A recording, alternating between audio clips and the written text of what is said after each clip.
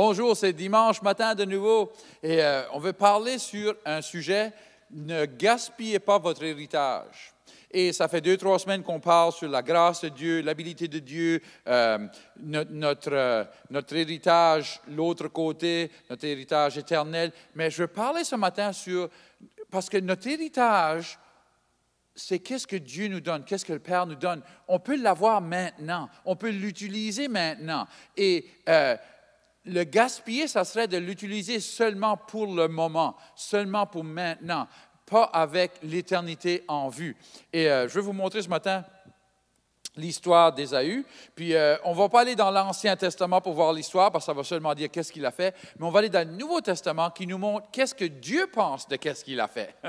Parce que c'est ça qui est important. Hein? Hébreux 12 et 15, ça dit « Veillez à ce que nul ne se prive de la grâce de Dieu. » Alors, il dit, on peut surveiller les autres, on peut regarder pour faire sûr que les autres fassent bien avec leur marche chrétienne, avec leur ils ne sont pas en train de gaspiller leur temps sur des choses charnelles à la place d'éternel. Il n'y a rien de mal avec ça. Il n'y a rien de mal quand on voit quelqu'un qui s'en va vers un canal ou vers une faillite ou quelque chose de même, qu'on leur dise. C'est notre devoir comme chrétiens.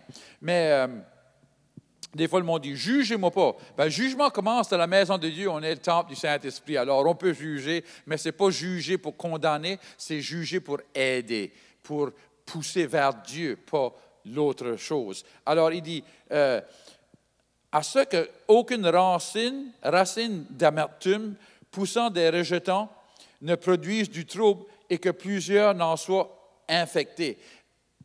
Quand on commence à avoir de l'amertume, quand on commence à s'être offensé après toutes les choses-là, il y a un problème. Parce que quand on est offensé, Dieu dit, quand même que la personne a fait mal, quand même que l'autre personne est dans le tort, c'est vous qui êtes dans le tort maintenant parce que vous êtes marché dans l'offense. C'est boire la poison, ça détruit le monde. Alors, nous comme chrétiens, quand on voit quelqu'un offensé, c'est notre devoir de leur dire, « Hey, arrête ça, pardonne, ça ne vaut pas la peine. Le chemin que tu t'en vas, tu vas être... la Bible dit quand on est offensé que ça vient la sécheresse aux os. Il y a cette chose, ça amène la maladie, ça amène toutes sortes de mauvaises choses. Alors, c'est à nous à faire ça. Dieu parle de ça, puis là, il s'en va, puis verset 16, puis il dit, « À ceux qu'il n'y ait ni impudique, ni profane comme Ésaü, qui pour un mets vendit son droit d'aînesse. » Il a vendu son héritage pour une bol de soupe. C'est ça qu'il a fait. Alors, il a donné son héritage pour le moment. Le prix qu'il a mis sur son héritage, c'était un simple petit moment à la place de l'éternité. Parce qu'il ne comprenait pas l'héritage, il ne comprenait pas quand ce que ton père te donne la bénédiction, quand ton père te donne l'héritage, son habileté, son amour, toutes ces choses-là, qu'on est supposé d'utiliser ça avec l'éternité en vue, à la place de ça, lui, il l'a utilisé pour une bol de soupe. Et Dieu n'avait pas de plaisir dans ça. Il dit, vous savez que plus tard, voulant obtenir la bénédiction, il fut rejeté, quoiqu'il la sollicitait avec larmes, car son repentir ne put avoir aucun effet. Alors, une fois qu'on est devant Dieu, puis que c'est la fin de notre vie, puis qu'on dit, « Ah, ben, j'ai gaspillé l'héritage que tu m'as donné, ben là, donne-moi une autre chance. » Il n'y a plus d'autre chance. Il y a une chance. Puis la chance, c'est le moment. Et c'est ça qu'on va voir. Le moment, on ne vit pas pour le moment, on utilise le moment pour la gloire à Dieu. Puis c'est ça qu'on va voir ce matin.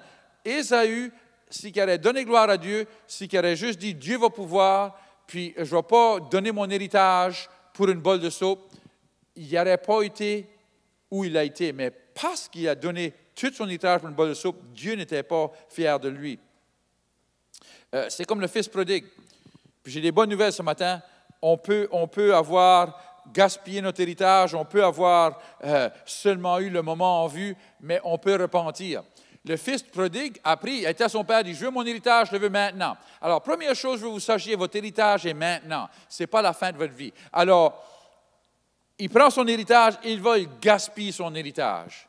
Et là, il se trouve qu'il n'y a plus d'argent, il n'y a plus rien, il n'y a pas de manger, il y a faim. Il commence à penser, même les serviteurs qui travaillent pour mon père sont meilleurs, dans une meilleure place que je suis maintenant, je vais m'en aller, puis je suis serviteur de mon père. Il arrive là, puis la bonne nouvelle, c'est ceci, quand il est arrivé là, son père avait encore d'autres héritages pour lui, gloire à Dieu. Dieu ne manque pas d'héritage à cause qu'on l'a gaspillé. Il n'a d'autres.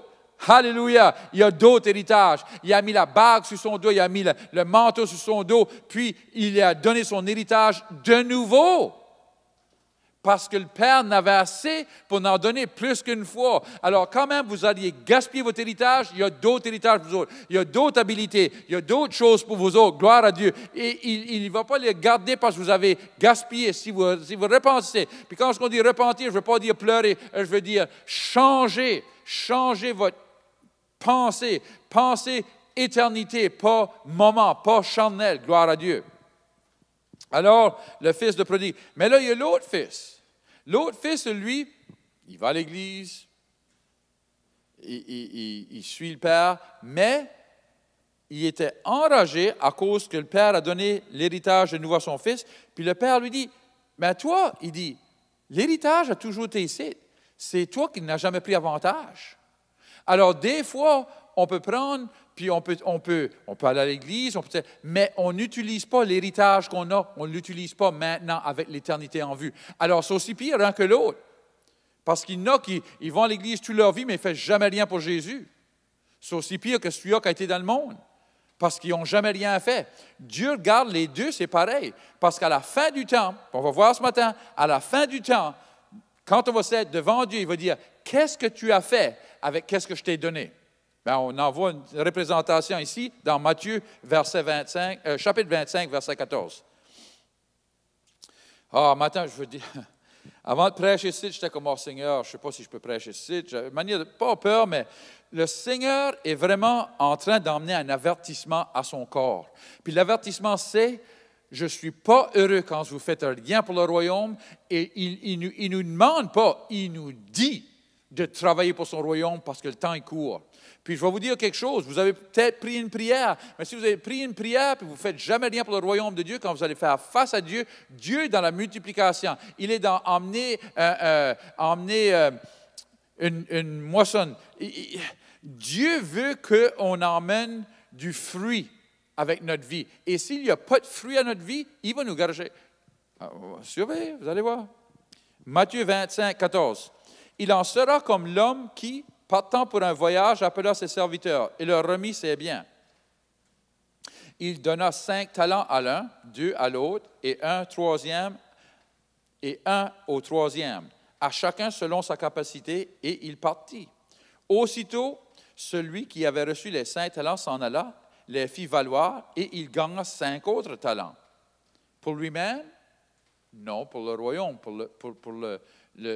celui qui lui avait donné les talents. De même, celui qui avait reçu les 2 talents en gagna 2 autres. Pour lui-même, non, encore pour le maître.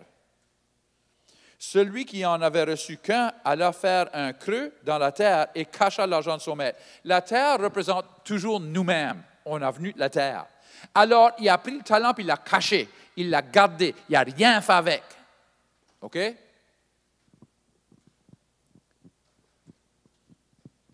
Longtemps après, le maître de ses serviteurs revint et leur fit rendre compte. On parle de la fin du temps. On parle quand Jésus retourne. Celui qui avait reçu les 5 talents s'approcha en apportant 5 autres talents et il dit, « Seigneur, tu m'as remis 5 talents, voici, j'en ai gagné 5 autres. » Son maître lui dit, « C'est bien, bon et fidèle serviteur. Tu as été fidèle en peu de choses, je te confierai beaucoup.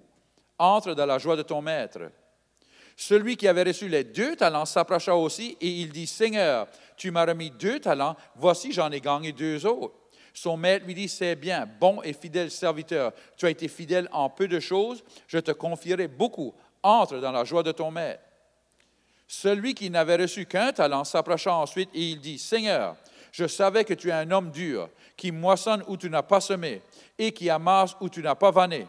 J'ai eu peur. Et je suis allé cacher ton talent dans la terre. Voici, prends ce qui est à toi. » Son maître lui répondit, « serviteur méchant et paresseux. Tu savais que je moissonne où je n'ai pas semé et que j'amasse où je n'ai pas vanné. Il te fallait donc remettre mon argent au banquier, et à mon retour, j'aurais retiré ce qui est à moi avec un intérêt. Ôtez-lui donc le talent et donnez-le à celui qui a les 10 talents.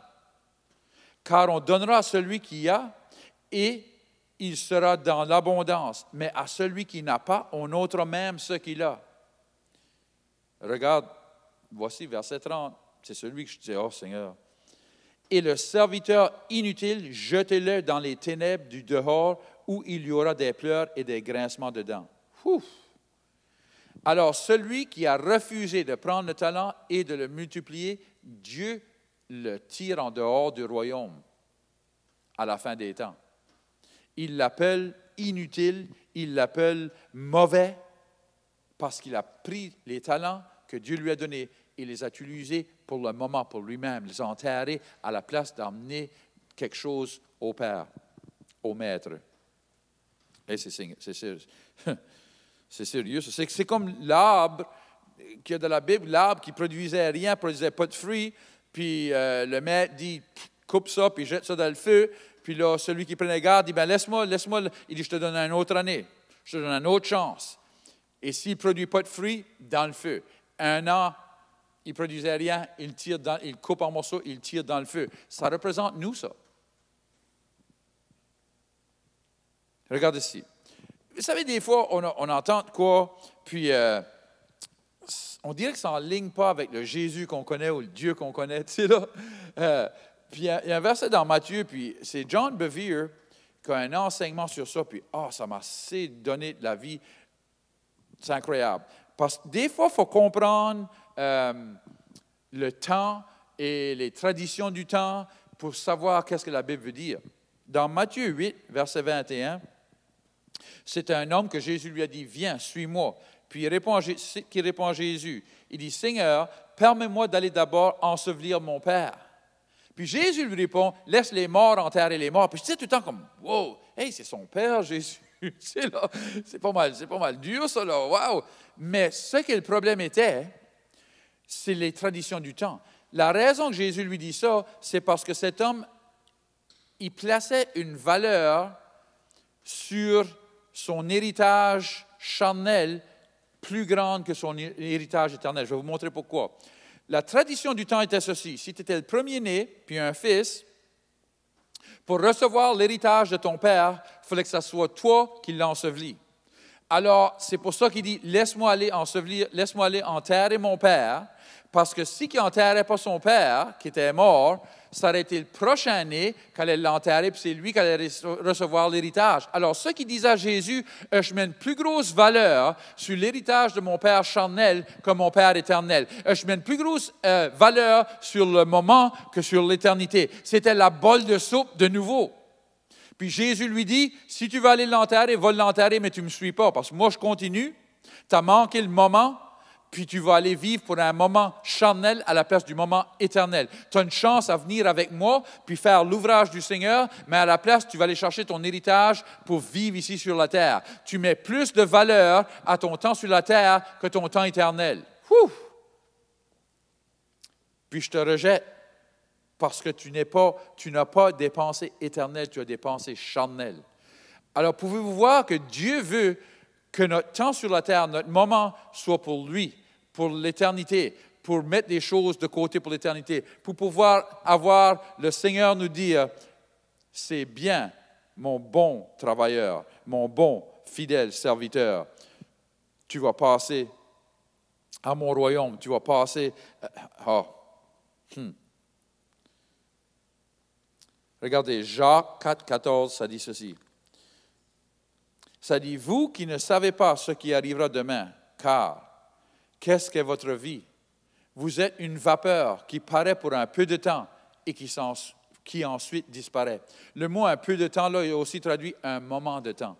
Notre vie n'est qu'un moment.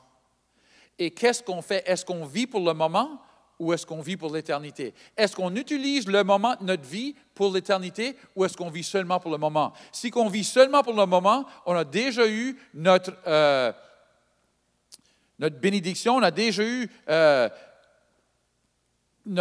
comment est-ce qu'on dit ça? Notre récompense. Mais si qu'on vit pour l'éternité avec notre moment, notre récompense est éternelle, gloire à Dieu. Et plus que ça, si qu'on ne fait rien pour le royaume, tu peux avoir prié la prière, tout ça que tu veux. Il y en a qui pensent, oh, j'ai prié la prière, je vais au ciel. Non, non, non. Qu'est-ce que tu as fait avec ta vie? Dieu regarde le cœur. Tu peux prier une prière, mais là, vivre pour toi-même, puis être charnel, puis ton cœur n'est pas envers lui. Il va dire, je ne te connais pas. Il y en a qui disent, ah, Seigneur, j'ai fait l'ouvrage pour toi, j'ai fait ceci, puis ça, puis il dit, je ne te connais pas. Pourquoi? Leur cœur. Ils faisaient seulement ces choses pour eux-mêmes. Ils faisaient seulement ces choses pour s'avancer eux-mêmes. On sait qu'il y a des ministères même qui font tout leur ministère pour eux-mêmes, pour ici, pour avoir de l'argent, pour avoir la gloire, puis tout ça pour eux-mêmes. Une fois devant le Père, ça va être dur pour eux. Je veux passer à Dieu. Moi, je veux faire mon ouvrage pour le Seigneur, pour le Maître, pour pouvoir dire un jour, Seigneur, voici les âmes que je t'ai amenées, gloire à Dieu, et je n'ai pas pris la gloire pour moi-même. Amen. Peut-être que vous écoutez un matin, puis vous disiez, moi, j'ai jamais même donné ma vie à Jésus, j'ai jamais même demandé d'être mon Maître. Ou peut-être que vous disiez, je suis comme le fils de prodige, j'ai vu ma vie j'ai vu pour lui pour un bout de temps, puis là, j'ai vu ma vie pour moi-même, puis là, j'ai fait ma propre chose. Mais d'une manière ou de l'autre, si vous voulez retourner au Seigneur, aujourd'hui, c'est le bon temps, puis j'aimerais prier avec vous autres. On va prier ensemble. Seigneur, je te remercie d'avoir envoyé Jésus. Je te demande de me pardonner d'avoir vécu ma vie pour moi-même. De ce moment ici, je veux vivre pour toi, je veux travailler pour toi, je veux travailler pour le royaume et je veux mettre mon héritage pour l'éternité dans le nom de Jésus. Amen.